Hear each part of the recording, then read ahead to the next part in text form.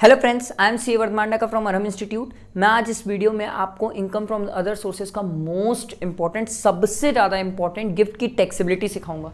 Section 56 sub section 2 clause 10 सबसे ज़्यादा important है, सबसे ज़्यादा इंपॉर्टेंट है। पूरा ध्यान मेरे तरफ रखना, वीडियो को स्किप करके नहीं देखना, नहीं तो कई बार कंसेप्ट मिस हो जाते हैं। ध्यान दो मेरे तरफ, बहुत अच्छे से समझाऊंगा, आराम से समझ आएगा। देखो सिंपल है। पहली बात तो ये प्रोविजन एप्लीकेबल होता है ऑन एंड आफ्टर 1/4/2017, 1/4/2017। यहां से क्लियर हुआ, ऑन एंड आफ्टर 1/4/2017। दूसरी बात सबसे इंपॉर्टेंट, ये किसके ऊपर एप्लीकेबल होता है? जो गिफ्ट रिसीव कर रहा है, देने वाले के ऊपर नहीं बोल रहा हूं, जो गिफ्ट रिसीव कर रहा है।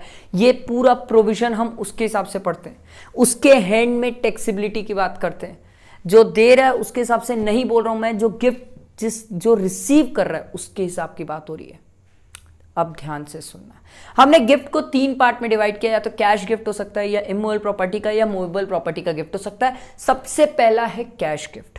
अभी जो कैश गिफ्ट है, सरकार ने बहुत अच्छे से क्लियर किया, बोला अगर तेरे को कैश गिफ्ट 50,000 से ज्यादा मिला, एग्रीगेटिव मतलब सब कैश गिफ्ट को मिला के, अगर तेरे को 50,000 से ज्यादा कैश गिफ्ट मिला एग्रीगेटिव, तो याद रखना अगर वो 50,000 1 रुपी भी हुआ ना, तो पूरा 50,000 1 रुपी टैक्सेबल हो जाएगा। ये मत सोचना कि हम 50,000 एग्जेम करेंगे और 1 रुपीज को टैक्सेबल करेंगे। बहुत गलत सोच रहे हो आप। ये सरकार ने बहुत अच्छे से क्लियर किया कि हम पूरा का पूरा 50,000 1 रुपीज टैक्सेबल करेंगे। ये पहला प्रोविजन था कैश गिफ्ट वाला। अब दूसरे की बात करते हैं, इमूवेबल प्रॉपर्टी। ये बहुत इंपॉर्टेंट है। इमूवेबल प्रॉपर्टी अगर आपको मिली है विदाउट कंसिडरेशन, आपने कुछ दिया ही नहीं है उसके लिए, या तो आपने जो कंसिडरेशन दिया वो क्या है, इनएडिक्वेट है, प्रॉपर नहीं है, सफिशिएंट नहीं है, जितना होना चाहिए था उस इमूवेबल प्रॉपर्टी का उतना कंसिडरेशन नहीं है, तो उस केस में ये सेक्शन कैसे टैक्सेबिलिटी बताता है, ध्यान से सुनना।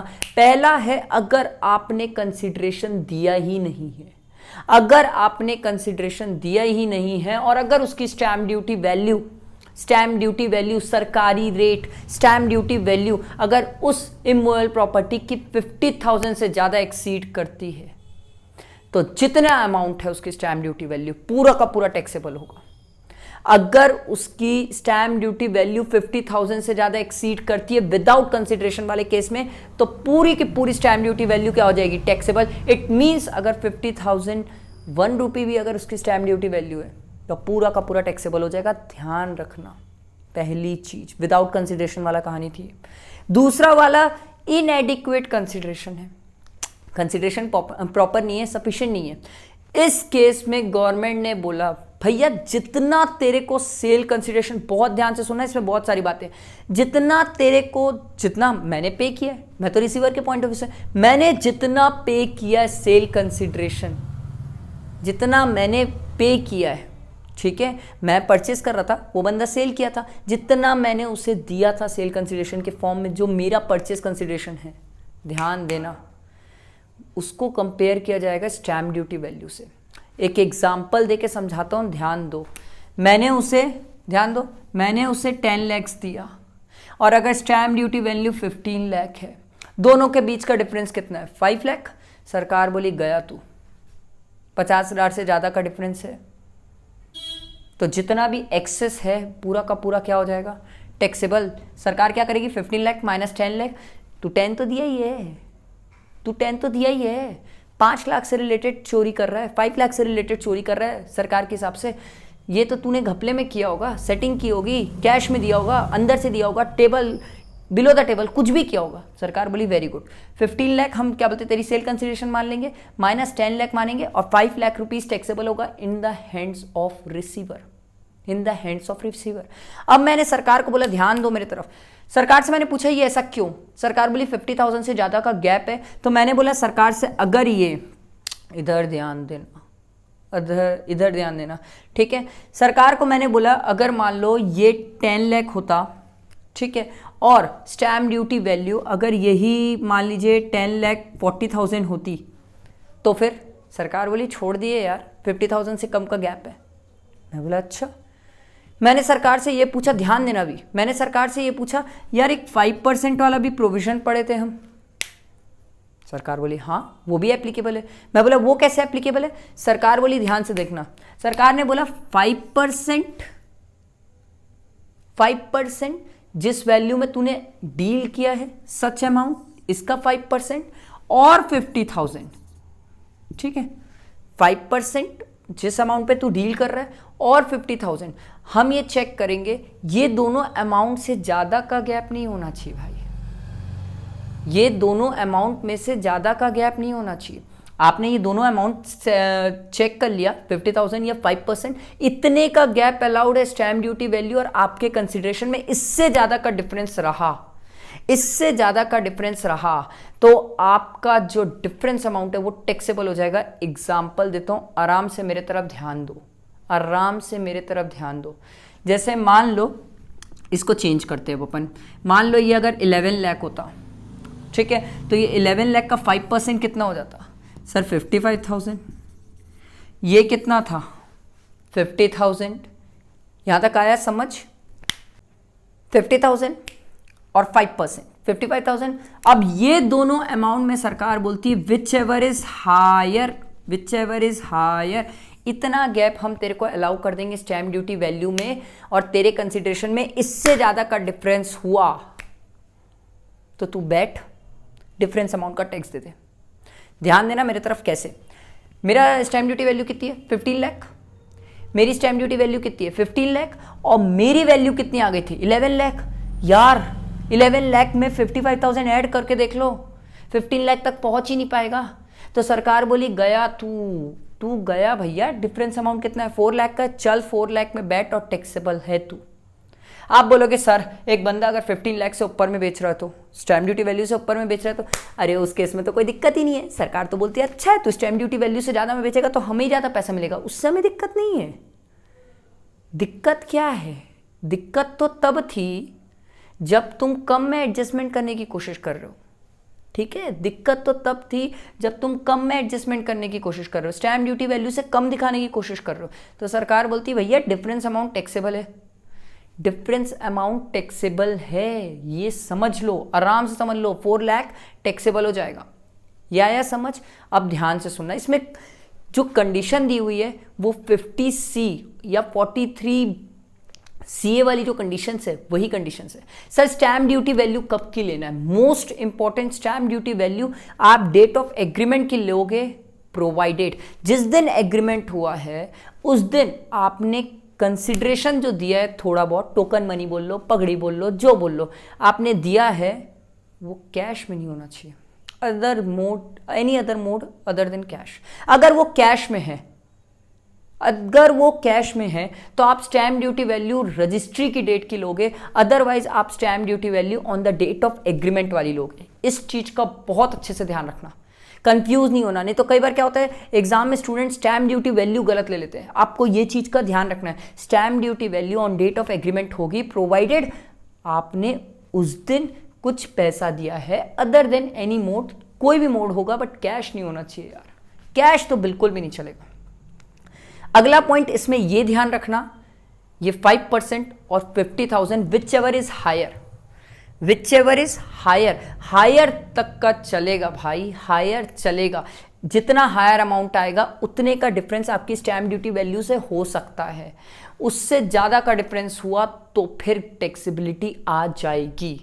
ये हम पूरा केस किसका पढ़ रहे थे? विथ कंसिडरेशन का पढ़ रहे थे, एनी इनएडिक्वेट वाला था। विथ कंसिडरेशन तो था पर इनएडिक्वेट था। आया समझ? ये इमोरल प्रॉपर्टी से रिलेटेड। अब ध्यान दो, अब अगली बात आती है मूवेबल प्रॉपर्टी। मूवेबल प्रॉपर्टी का सरकार सिंपल बोलती है विदाउट कंसिडरेशन है, और अगर उसकी फेयर मार्केट वैल्यू 50,000 से एक्सीड करती है तो जितनी फेयर मार्केट वैल्यू पूरा टैक्सेबल। ध्यान देना, अभी बहुत सारी चीजें मेरे को इस प्रोविजन में बतानी है, ठीक। और अगर विद कंसिडरेशन है तो सरकार बोलती है हमें कोई दिक्कत नहीं है, हम कंपेयर कर लेंगे उसे फेयर मार्केट वैल्यू से। तेरे कंसिडरेशन और फेयर मार्केट वैल्यू के कंसिडरेशन में अगर 50,000 से ज्यादा का डिफरेंस हुआ टैक्सेबल, अगर 50,000 से कम डिफरेंस हुआ नहीं होगा टैक्सेबल। आपको एग्जांपल देता हूं, जैसे मान लो फेयर मार्केट वैल्यू आ रही है मान लो 10 लाख और आपका जो सेल कंसिडरेशन था, ठीक है, वो था मान लो 9 लाख, तो क्या 1 लाख का डिफरेंस हो गया? यस सर, 50,000 से ज़्यादा का डिफरेंस हो गया, गया 1 लाख टैक्सेबल हो जाएगा, 1 लाख टैक्सेबल हो जाएगा, 1 लाख टैक्सेबल हो जाएगा। पर अगर यही चीज़ 9,50,000 होती तो सर क्या टैक्सेबिलिटी आती? नहीं सर, उस केस में तो 50,000 का डिफरेंस है, कहाँ टैक्सेबिलिटी आएगी? नहीं आएगी, बच गए आप। इस चीज़ का ध्यान रखना। अब ये क्लॉज किसके ऊपर अप्लाई नहीं होता? मोस्ट इंपॉर्टेंट, कुछ लोगों के ऊपर ये क्लॉज अप्लाई नहीं होता। नहीं होता। किन के ऊपर नहीं होता? सबसे पहला तो रिलेटिव को बाहर किए। सर ये रिलेटिव है कौन? सबसे इंपॉर्टेंट है भाई, ये रिलेटिव है कौन? ध्यान से सुनना, रिलेटिव कौन कौन है, एकदम मस्त आराम से समझाऊंगा, रिलेटिव आराम से समझ आ जाएगा। मैं, मेरी वाइफ, मेरे भाई बहन, उसके भाई बहन, ध्यान दो, मैं, मेरी वाइफ, मेरे भाई बहन, उसके भाई बहन, मेरे पेरेंट्स, उसके पेरेंट्स, हो गए लीनियर असेंडेंट डिसेंडेंट, ठीक है, सिंपल। हमारे बच्चे, ध्यान दो, हमारे बच्चे, हम दोनों के बच्चे, और ये जितने भी लोग मैंने बोला इन सब के स्पाउस। मतलब जैसे मेरा भाई है तो मेरे भाई की वाइफ आ जाएगी, ठीक है, उसका भाई है तो उसके भाई की वाइफ आ जाएगी। ध्यान रखना, मेरे चाचा नहीं आते हैं ना, मेरे चाचा इसमें नहीं आते, ध्यान रखियो, सिंपल है। मैं, मेरी वाइफ, मेरे भाई बहन, उसके भाई बहन, मेरे पेरेंट्स, उसके पेरेंट्स, ठीक है, हम दोनों के बच्चे, सिंपल। और ये जितने लोगों का नाम लिया इन सबके स्पाउस। क्लियर? एकदम सिंपल। ये सब रिलेटिव की डेफिनेशन में। रिलेटिव के केस में ये सेक्शन अप्लाई नहीं होगा जो पर्सन रिसीव कर रहे गिफ्ट, पहला। दूसरा है on the occasion of marriage. Marriage बोला हूँ, ये मत सोचना मैरिज एनिवर्सरी या बर्थडे, ये सब नहीं है भाई, सिर्फ मैरिज है। नहीं तो लोग क्या होता है 1 मंथ 6 मंथ सब सेलिब्रेट करना चालू करते हैं और सब में मना लेते हैं। नहीं रे भाई, सिर्फ मैरिज है, on the occasion of marriage, ठीक है, ध्यान रखना। अगला केस है विल और इनहेरिटेंस के केस में।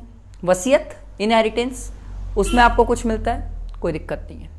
अगला है on the death of the payer या डोनर, जो आपको डेथ के टाइम पेयर या डोनर दे रहा है, उस पर भी कुछ नहीं है, ठीक। In contemplation of death of the payer and donor है, इसमें भी कुछ नहीं है, ठीक। अगला है लोकल ट्रस्ट, ठीक है, सेक्शन 10 वाले बहुत सारे दिए हुए, trust, institutions, educational institution, medical वगैरह, ये सब जो बहुत सारे दिए हुए हैं सेक्शन 10 वाले, ये सब भी कवर्ड है, ये सब भी कवर्ड है। या फिर ऐसा कोई trust for the benefit of the relative of an individual, ये भी कवर्ड है। इन सब केसेस में ये सेक्शन अप्लाई नहीं हो रहा है, इन सब केसेस में ये सेक्शन अप्लाई नहीं हो रहा है। इसमें अमेंडमेंट ये है कि गवर्नमेंट ने एक पॉइंट डाल दिया, plus any class of person as may be specified by the government. Sir कौन सी क्लास ऑफ पर्सन, ये गवर्नमेंट अभी बताई नहीं है, वो गवर्नमेंट बताएगी कौन सा क्लास ऑफ पर्सन है। इसका मतलब सरकार अपने लिए खुला रास्ता रखती है कि जब मन होगा जिसका नाम डालना चाहे डालेंगे और उसे क्या बोलते कवर कर देंगे, ताकि उसके ऊपर ये सेक्शन अप्लाई ना हो। अभी कौन से क्लास ऑफ पर्सन है हमें मतलब नहीं है, ना ही दिया हुआ है, ठीक है, ये आया समझ, ये सिंपल है, ये क्लियर हुआ। अब और थोड़ी छोटी छोटी बातें, अपन ने मूवेबल प्रॉपर्टी वाला केस पढ़ा था, तीसरा वाला केस। अब ये मूवेबल प्रॉपर्टी में सर प्रॉपर्टी में क्या क्या आता है, प्रॉपर्टी की डेफिनेशन में इन्होंने क्या क्या कवर किया। प्रॉपर्टी की डेफिनेशन में इन्होंने बहुत सारी चीज़ें कवर की, लैंड, बिल्डिंग, दोनों कनेक्टेड भी, ठीक है, archaeological collection, drawing, painting, sculptures, any art of work, important Boolean covered किया, ज्वेलरी तो था ही, बुलियन भी स्पेसिफिकली लिख के कवर किया। तो ये सब चीज़ें प्रॉपर्टी की डेफिनेशन में कवर है। क्या नहीं कवर है सर, कार कवर नहीं है, सर कार नहीं है प्रॉपर्टी में। इसका मतलब कार के केस में ये प्रोविजन अप्लाई नहीं होता, जो चीज़ प्रॉपर्टी नहीं है वो चीज़ों पे ये सेक्शन अप्लाई नहीं होगा। मोस्ट इंपॉर्टेंट, सबसे ज़्यादा इंपॉर्टेंट ध्यान रखने वाली बात, एग्जाम में आपकी 2-3 जगह वो कह के ले देगा। एक तो यार जो चीज़ प्रॉपर्टी नहीं है उस पर ले देगा आपकी, जैसे कार को देख ले हो। दूसरा रिलेटिव के डेफिनेशंस पे ले लेगा। यार बाकी इस सेक्शन में 2-3 चीज़ें और भी है, जैसे वो इमूवेबल प्रॉपर्टी का 5% और 50,000 यहाँ पर आपको कंफ्यूज कर सकता है। डेट ऑफ एग्रीमेंट वाले बात पे कंफ्यूज कर सकता है। प्लीज़ प्लीज़ ध्यान से पढ़ना इसको, बहुत इंपॉर्टेंट है ये, बहुत ज़्यादा इंपॉर्टेंट है। अगर फिर भी कोई डाउट निकले तो कमेंट बॉक्स में पूछ सकते हो, जितना हो सके फ्रेंड्स तक शेयर करो। चैनल को सब्सक्राइब करना, बेल आइकन प्रेस करना नहीं भूलना, क्योंकि आगे बहुत सारी वीडियोस है, अभी अपन रिवीजन भी करेंगे। और मेरी रिक्वेस्ट है जितने स्टूडेंट है, अभी तक अगर आपने जो मेरी टेक्स्ट की समरी रिवीजन बुक है, अगर वो आपने अभी तक लिया नहीं है तो प्लीज़ उसे अमेजोन या फ्लिपकार्ट से ऑर्डर कर लो। क्योंकि रीज़न ये, जिस दिन मैं समरी वीडियो डालूंगा तो उससे आप कनेक्ट करके मेरे साथ साथ पढ़ पाओगे, रिवाइज कर पाओगे, बहुत अच्छे से रिवीजन हो जाएगा, आपको मज़ा भी आएगा। ठीक है, चैनल को सब्सक्राइब करना, बेल आइकन प्रेस करना नहीं भूलना। ठीक है, चलो, थैंक यू।